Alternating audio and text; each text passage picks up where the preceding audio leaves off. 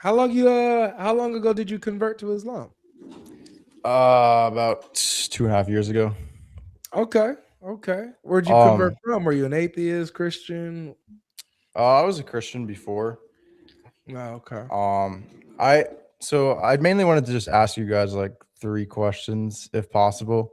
I don't really Oh, want to debate because I kind of think debates aren't necessarily the best.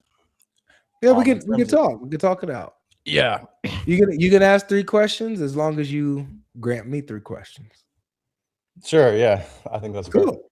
All right. All right. Um, so my first question is, I've been looking at like Islamic and Christian polemics, like how they kind of debate, and it kind of seems like more people, both from the Muslim side and the Christian side, convert to atheism rather than like if they're going to leave their faith, right?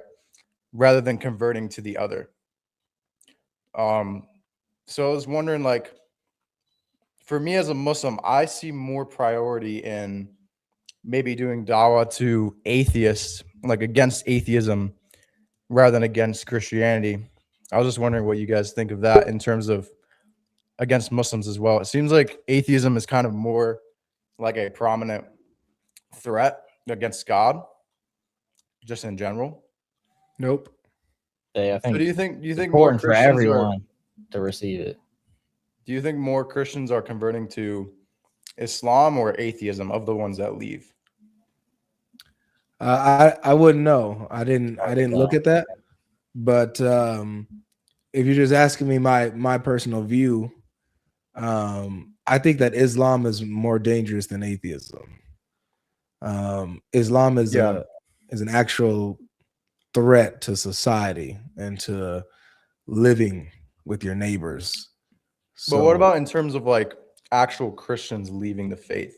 It seems like atheism is more of a threat in that regard. it's not. I don't think anything is a threat, but they're both like they both need to be preached against. That they're both false, and that Christianity is the only way. Yeah. Okay. I get that. I was just wondering what you guys thought of that. Mm. Um, that was the first question. My second question. This is honestly just to get a better understanding. Um, so I know there's a verse in the Bible where it tells like the women to cover their hair, like those who pray. Mm-hmm. I was wondering how you guys interpret that verse. Like what do you think of the hair cover or the head covering from based off that verse, and how would you interpret it? Yeah, well, there was specific people in the specific church.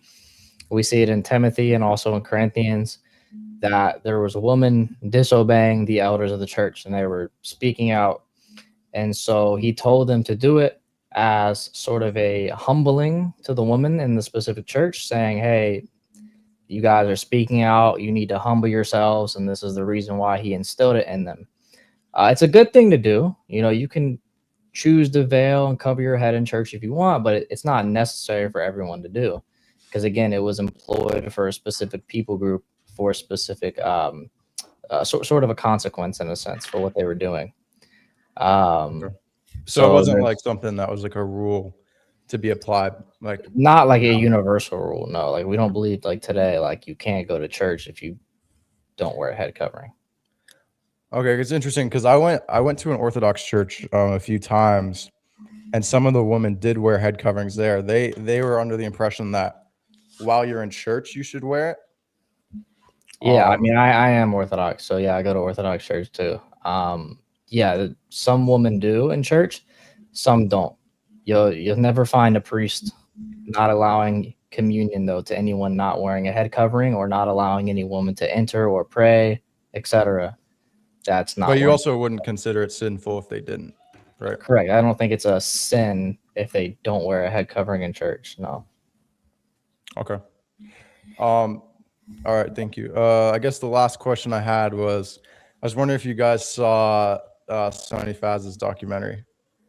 No. Oh, you No. didn't see it? Okay. Well, that's my three questions. I know Okay. they might not be the ones you're expecting, but that's kind of what I wanted to ask you guys.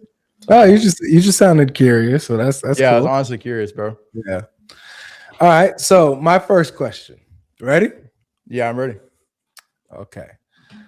What convinced you that Islam was true? Well, I would say as a foundation, um, the theology of Islam, so mainly the oneness of God, uh, I believe it's the only rational conclusion based off of what we observe in the world. So I think that coming to the conclusion that there is a God who is immaterial and that he's all powerful and he's all knowing and that he's not part of creation, that he's one, makes the most sense. And then from there, I think that when we look around the world, everything has a purpose. The chair you sit on has a purpose. The animals have a purpose. The trees have a purpose. And I think it would be peculiar if God left us on this world without any guidance or any purpose. So then from that point, I basically looked at the Prophet Muhammad sallallahu alaihi wasallam and the things that he did, like the way that the Quran came from an illiterate man, and then the prophecies that he had, some of the miracles surrounding the Quran, those types of things, and then in that, and then in combination with the theology. Okay. Those are kind of the main reasons, and obviously we can go deeper in there. Yeah, I want to go a little deeper because you said you converted from Christianity. So Yeah. you said what was important to you is that there was the teaching of one God, immaterial, right, beyond his creation. That's what Christianity teaches, and Yeah. he's given us guidance and instruction on how to live and stuff through his scriptures. So Christians do believe, though, that God partook in creation in some sense, though. So does Islam. How so? Oh man, in many ways. Are you saying Islam teaches that God is part of creation or became part of No, creation? not that he's part of creation, but that he partakes in creation. Yeah, if you mean like he influences creation, I agree. But I'm saying like Christianity, he teaches that enters creation. He enters creation, like he enters and interacts. Like he physically enters creation. I don't know if it's physical. Depends on which Muslim you ask, but we see, like, for example, you see there's hadith that talks about how Allah descends to the lowest heaven at the third of every night, right? So that's him going from one place to another. He's descending, meaning he's going down, and he's going. So he's in creation. He goes to creation and sits and asks, "Who's praying to me? Who's praying to me?" Right? Yeah. If I can say something to that real quick, yeah, go ahead. I don't interpret that to be literal. I don't believe that like Allah literally is like a body that comes down into the sky. I think that's just a metaphor.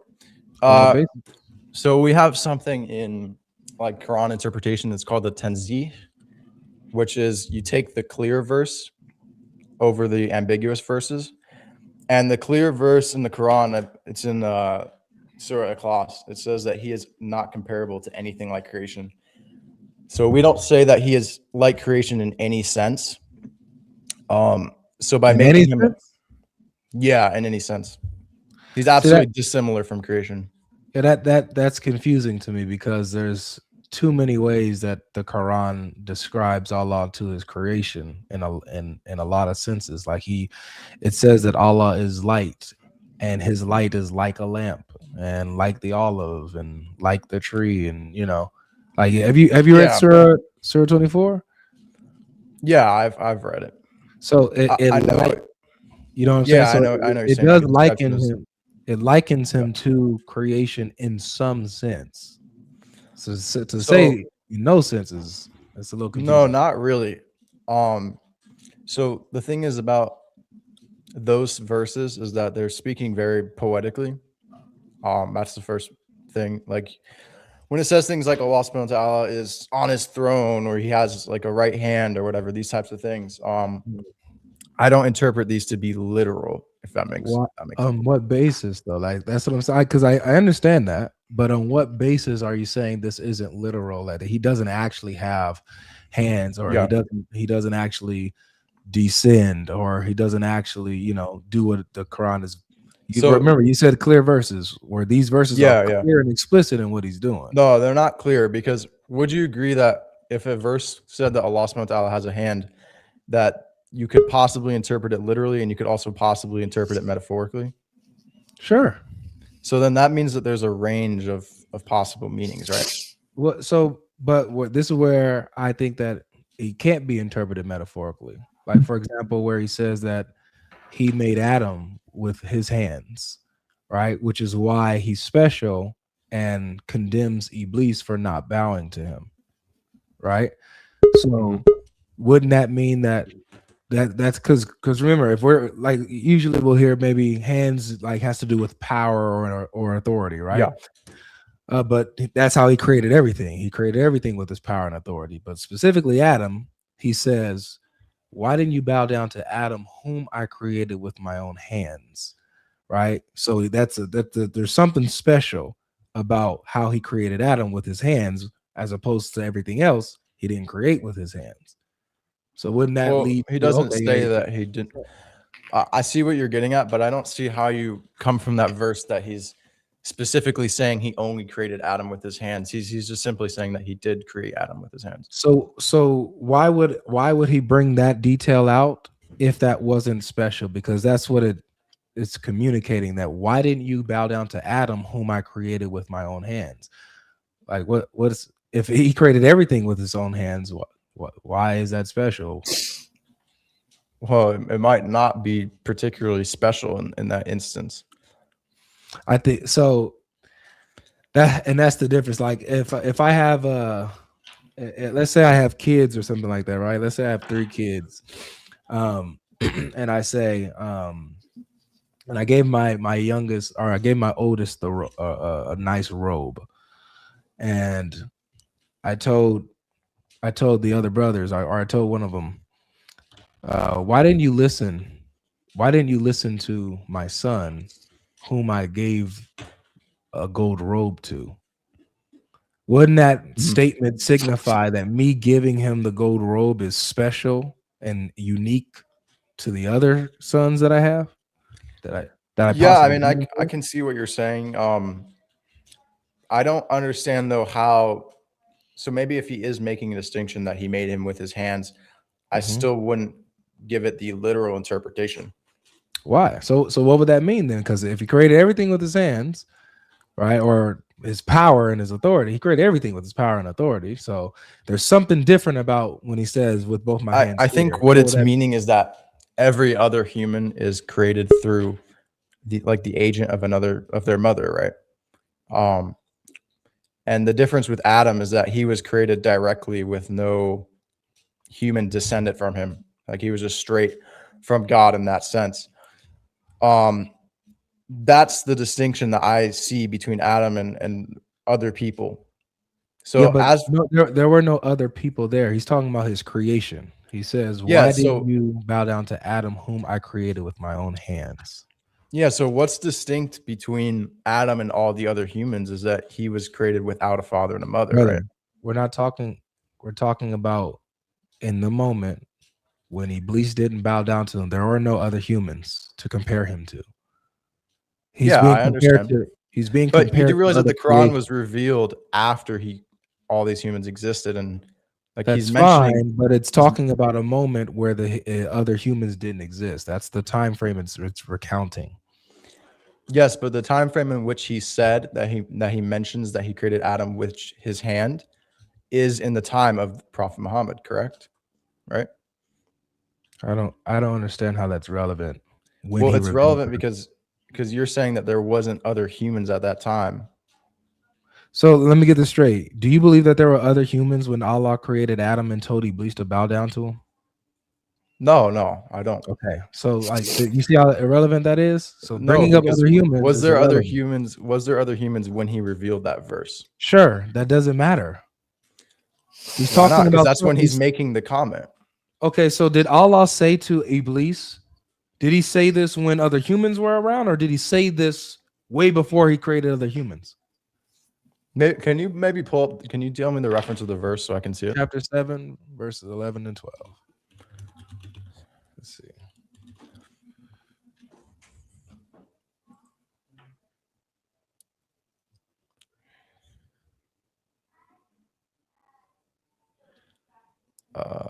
Chapter 7, verses 11 to 12.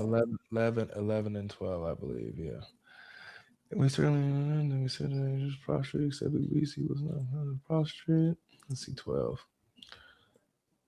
What prevented you from prostrating when I commanded you? I am better than you. Okay, then that's not the one.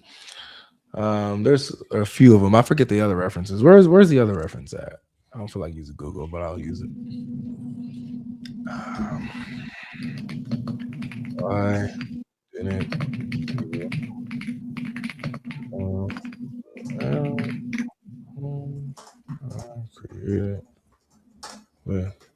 What's the one that you already have? 7. So then you need Surah 30. Surah 30, verse what? 38 of verse 75. 38, verse 75. Yeah. Barakallah feek. Hey, I'm gonna count it as achievement that I made GodLogic have to pull up Google. Man, I always got to do this, man. My brain don't be braining all the time, man. Guys, maybe he's using ChatGPT. Look, he's using ChatGPT. There you go. 38. make a you video. said 38 what? We'll make a 38 video called 38. GodLogic used ChatGPT mid debate. ChatGPT, man, I had to do it, y'all. Sorry. You know what I'm saying? You know, and all else fails. Okay, yeah, there we go. Yeah, so here What's it the is. verse? Oh yeah, chapter 38, verse 75. Allah said, "O Iblis, what prevented you from prostrating to that which I created with my hands? Were you arrogant, or were you among the haughty?" So you see, this is clearly something unique to Adam. He didn't create anything else with his hands. This is to Adam specifically. Yeah, I see what you're saying. So I didn't realize that he was quoting, saying that at that time that's what he told Iblis. I thought he made that comment. I understand. I understand what you're saying. I get what you're saying. Me personally, I don't know what exactly that means. Sure. But I can tell you this, that I don't believe that Allah subhanahu wa ta'ala has literal material hands. I can tell you that. There's a feedback on the mic. Is that you, Nick? Yeah, it's you, Nick. There's something coming on in your mic. Is there something blowing or something? I don't think so. I'll just mute. Yeah. Dang, that's crazy. I don't know what happened. Something it was like, yeah, there it is. Bro, what the heck? You hear that, Aaron? Yeah, I hear that. It's not me. I just mute until I talk. It's not Aaron. It's definitely Fearless. I believe it's me. I'll just mute until I talk. I don't know. That's weird. Okay. It's the Holy Spirit. Come on, bro. All right. So we have. So all right. So you say you don't know what that means, but you won't conclude that that's like he has actual hands. And so there's my question is based on what? Because it's Look, this is a clear verse. It says he has hands. That's a clear verse. It's not ambiguous. So why not believe what it says that he has hands? I still think it is ambiguous. To say that it's absolutely clear. Are you saying that there's no possible, like the only unequivocal interpretation of that is that Allah literally has a hand? Yeah, that's what it seems. Yeah. Well, let me pull up a verse. Okay. I can't think of any reason to think otherwise. I'll tell you what. If you go to Surah Ikhlas, I believe it's the 112th chapter, verse 4. Yes, there's none like him in creation, right? Yeah, there's absolutely nothing comparable to him.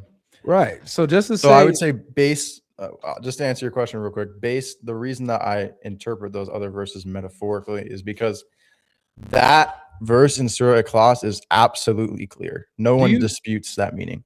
Do you watch NBA at all? No, I don't usually watch NBA. Okay, but do you know who the basketball players are? At least like the popular ones. Steph Curry, Some of them, LeBron James. Yeah, I know them. Okay, I'm more in the NHL, but yeah. I got you. If is there, to your knowledge, is there a shooter that is comparable to Steph Curry? Man, I'm sorry, but I really do not watch basketball. The answer is no. The answer is no, bro. Okay. He is literally, like, I would think that God made him with his own hands and said, "Go play, shoot the ball. That's your mission." All right. So there's not a single shooter on the planet, at least of what we know of, that is comparable to Steph Curry. Does that mean nobody else can shoot the ball? No. People can shoot, but they can't shoot like Steph Curry. That doesn't mean nobody else has the ability to shoot or can shoot, right? So, yeah, in saying that there's nothing comparable, there's no shooter comparable to Steph Curry, doesn't mean that nobody else can shoot. They can still shoot, just not to his level. In the same way, you can say that there's nothing comparable to Allah in like the absolute sense. Like, that doesn't mean that he doesn't have any relation or connectivity with man. Yeah, like for example, I mean, I would agree because, like, yeah, to a certain extent, like, I know it's more of a Christian concept that humans are created in the image of God. Nope, that's an Islamic concept, bro. Well, no, it's not. It's not an Islamic concept, brother. You gonna learn to trust me, bro. You gonna learn to trust me, bro. Look, let me show you, man. I think I know what you're gonna pull up. What do you think? You're gonna pull up the one where he created Adam in his image. There you go. Yeah, he created it. It doesn't mean he created Adam in Allah's image. It means he created Adam don't do this to me. Don't do this to me, man. Man, they got you, huh? Listen, that is the like that's the consensus. No, it is not. No, it is not. Yes, it is, bro. No, the consensus understanding is that Adam is made in Allah's image. No, however, that doesn't mean that he is like Allah in every way, but that he has similar attributes in that he's a thinking being. He has a will and that's not the qualities. Consensus. I don't know. You might be talking to some Salafi people. I don't know. Who are your scholars? Who, like, by name? Yeah, like who are some who's scholars that you appeal to? You mean like online ones? Maybe, or no, brother, like you said, the consensus of scholars. Like who are the scholars that you talk to or listen to? Because what I read is like I could send you one. Like, do you know Dr. Shadi al-Masri? No. Are you a Sunni? Yeah, I'm a Sunni. What are you if you're not Salafi? Like Maturidi or what? I hate to put labels on it, but I would say I align more with Ashari. So, dude, look, guys, let me show everybody what we're talking about, because this is there's no way you can think of it in any other way, man. So, Sahih Muslim 2612e is one of them, one of many. This hadith has been translated on the authority of Abu Huraira, yada, yada, yada, yada, right? Allah's apostle is reported to have said, when any of you fights with his brother, he should avoid his face, for Allah created Adam in his own image. Yeah, Adam has his own unique image. No, Allah created Adam in Allah's image. That's why you shouldn't hit your brother in the face. That's not what it says. It says Adam. So then why in the world should you not hit your brother in the face? Why would you not hit anyone in the face? Yeah, why is he permitting you? Why is he prohibiting you from hitting your brother in the face? Why is he I mean, because you're not supposed to destroy someone's face. Nope, that's not the reason he gives. He says, For, meaning because, Allah created Adam in his own image. Why is this important? Yeah, I'm just gonna disagree with your interpretation. I'm not interpreting it. I'm reading it, bro. What? Yeah, and the way I read it, I come to a different conclusion.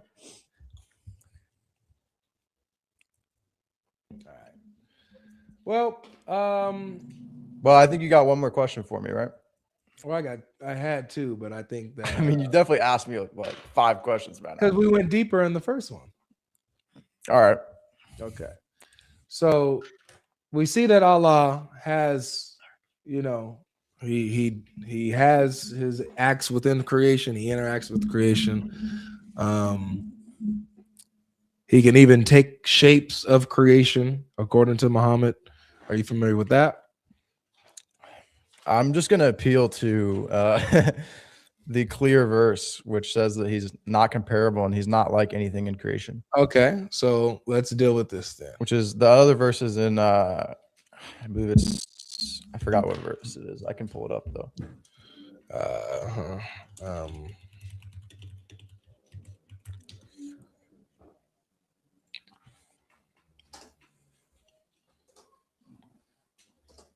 Yeah, Surah Ashura 42. It's chapter 42:11. There is nothing whatsoever like him. He is the all-seeing, all-hearing, all-seeing. So what does that mean, that there's nothing like him? Well, it just means that he's not comparable to creation. What does that mean, though? Because I'm seeing ways that he is comparable. He has hands. He has a shin. He talks. He has mercy. Again, those aren't literal. They're not physical material. That's what you're saying. I'm seeing these clear verses, like you're saying. You stick with the clear verses. But you already agreed with me that they can have multiple possible meanings. Not the one with he created Adam with his hands. I didn't agree that there's another meaning for that. But I'm talking about the other ones you told me they have possible meanings. No. As for that one, for example, his that shin. one still has possible meanings just because he makes. What's the other possible meaning for his shin? Which verse are you specifically referring to? Chapter 60. Chapter 68. 68 verse 42. 68 verse 42.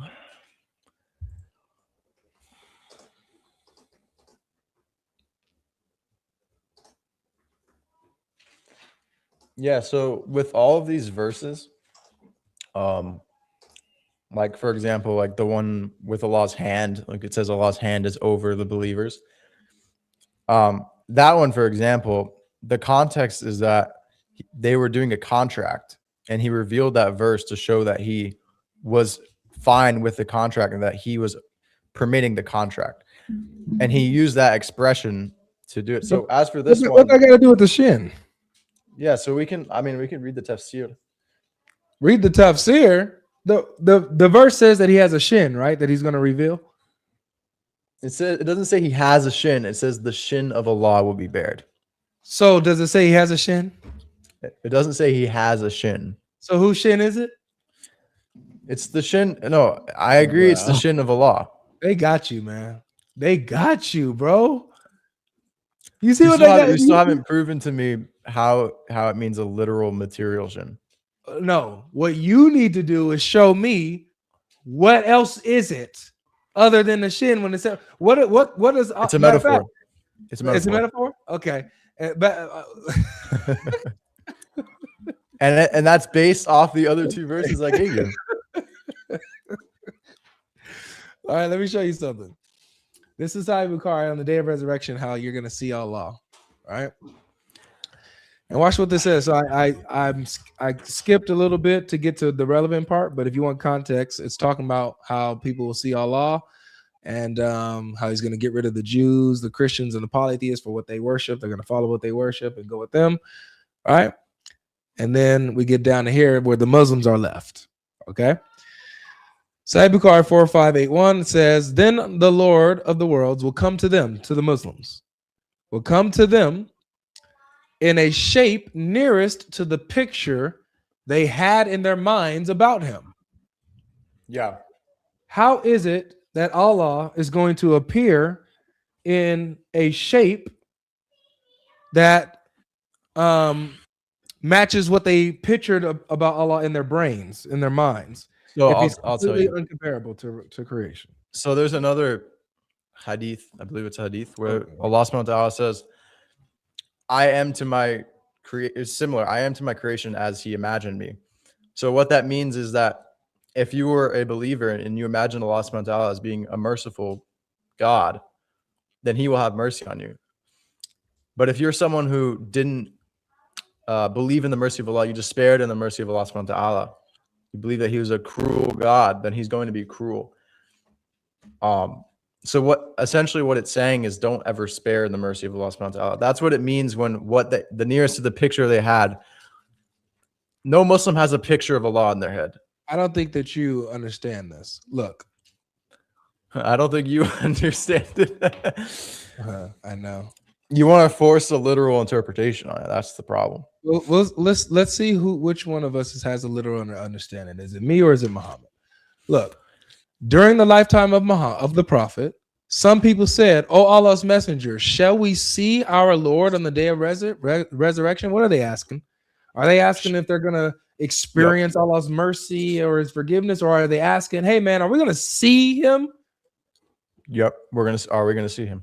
That literal or is that figurative? No, that's literal.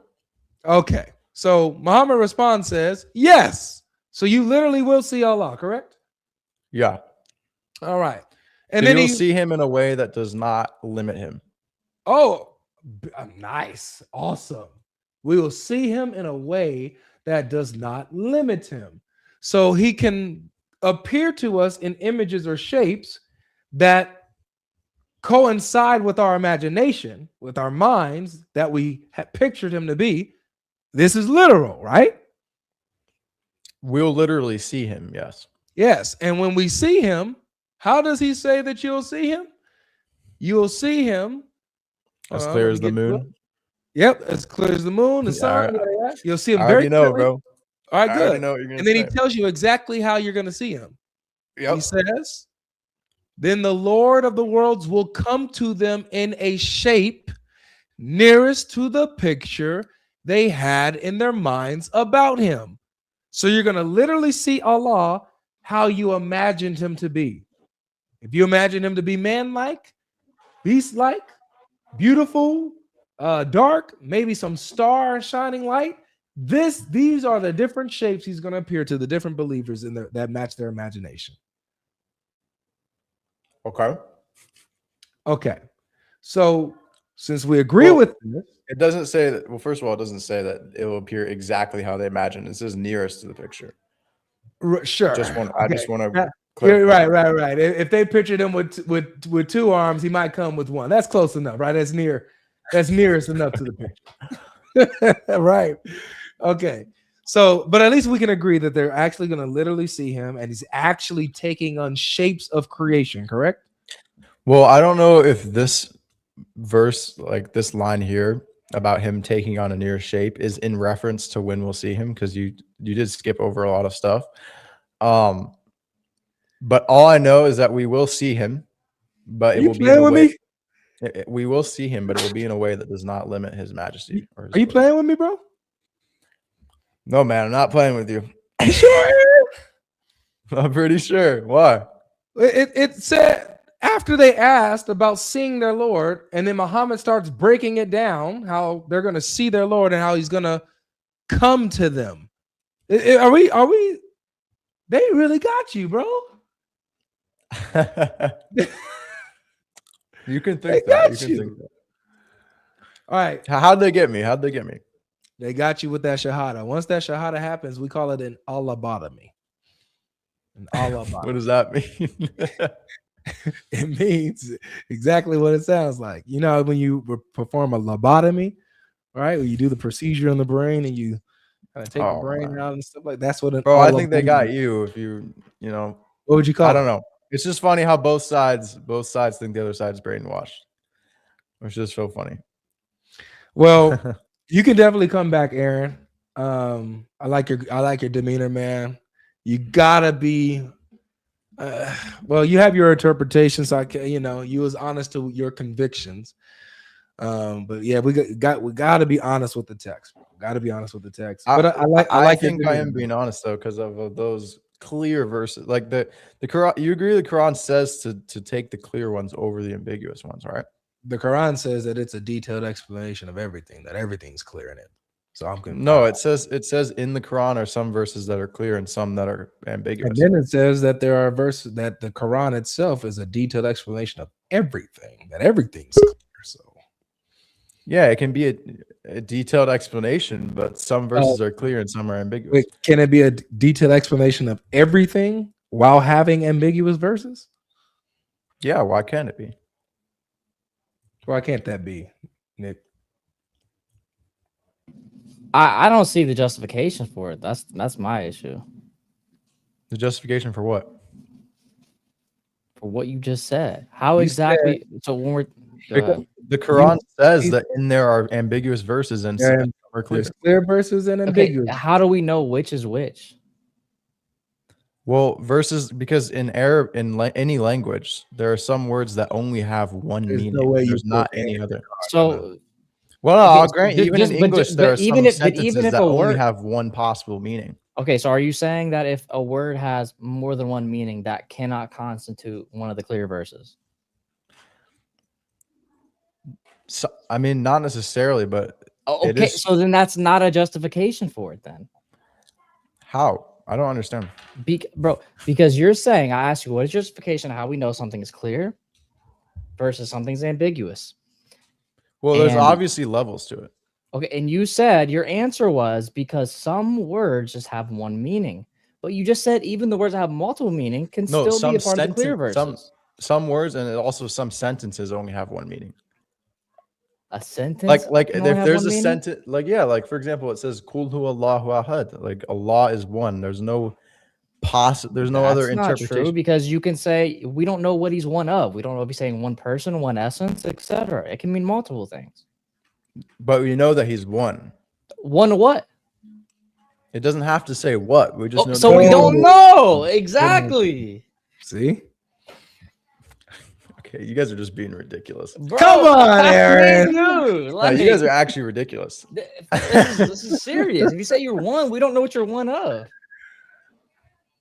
The verse says that he is one. There's no way you can interpret that as not one. Okay, that's fine. We can interpret as one, but what is he one of? You know what? I'll interpret that, Aaron. I'll interpret that verse to say he's one God, three persons. Amen. Is that fair? No. It can mean different things, right? Open to interpretation. I mean, we could get in the whole argument, but I think that saying three persons means three gods. All right. Well, thank you, Aaron, for coming through, man. Yeah. You could definitely come back again. Enjoyed your demeanor, man. You were respectful. You're lighthearted. I like that. So come back again, man. Okay. All right. All right. Take care. All right. Have a nice day.